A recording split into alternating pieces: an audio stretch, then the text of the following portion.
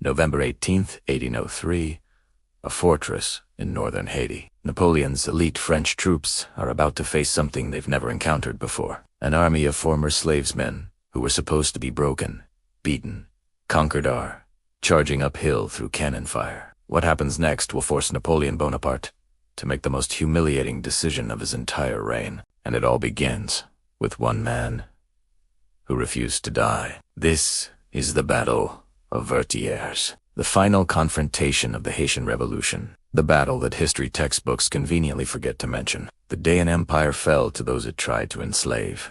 By 1803, Napoleon Bonaparte controlled most of Europe. His armies were legendary, unstoppable. But in the Caribbean, in the French colony of Saint-Domingue, what we now call Haiti, something was unraveling. For 12 years, enslaved Africans had been waging the most successful slave revolt in human history. They had defeated Spanish forces, British armies, and now they were facing Napoleon's best. Napoleon had sent over 40,000 troops to crush the rebellion and restore slavery. His secret weapon, General Charles Leclerc, Napoleon's own, but a brilliant, ruthless commander. Enter Jean-Jacques Dessalines.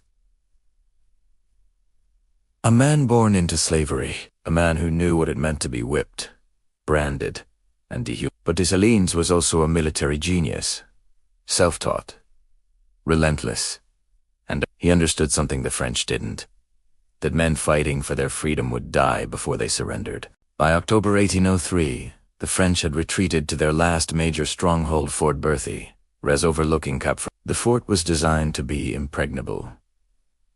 Thick walls, high ground, hundreds of trained soldiers with artillery. The French commanders believed they were safe. They were wrong.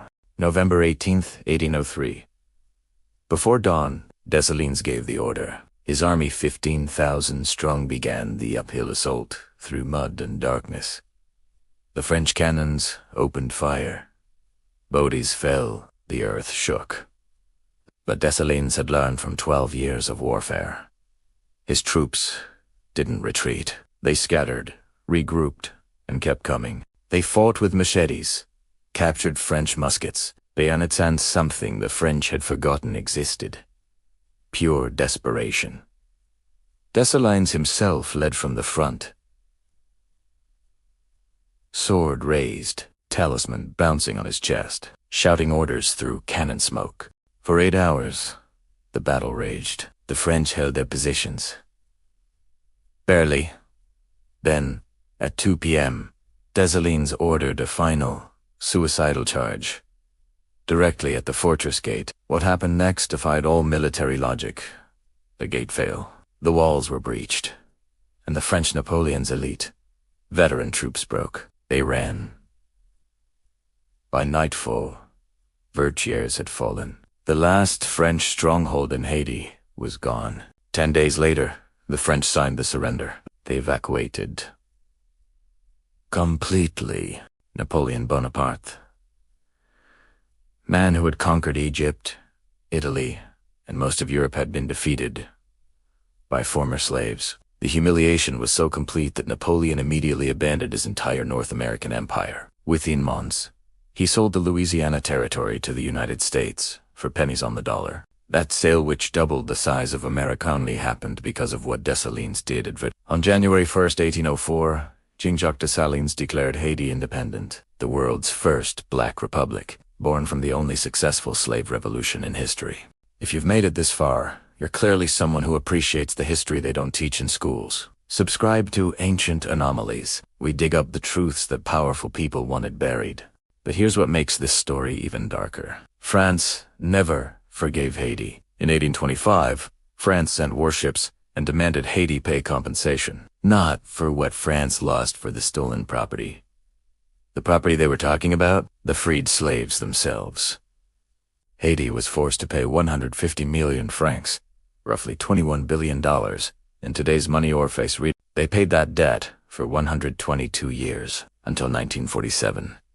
The nation that won its freedom was bankrupted by it, and Jean-Jacques Dessalines. He never lived to see his country at peace. He declared himself emperor, ruled with an iron fist, and in 1806, he was assassinated by his own generals in a power struggle. Violent, complicated, uncompromising. But he did what everyone said was impossible. The Battle of Vertières wasn't just a military victory. It was proof. Proof that empires can fall, that the impossible is just what powerful people call inconvenient, and proof that history doesn't belong to the conquerors, it belongs to whoever refuses to be erased. This is Ancient Anomalies, where we tell the stories they tried to bury. If this story shook you, share it. The algorithm buries content like this, but you can fight that. Subscribe. Hit the bell, and join us next time because there are 1,000 more stories like this waiting. History isn't what they taught you, it's what they didn't.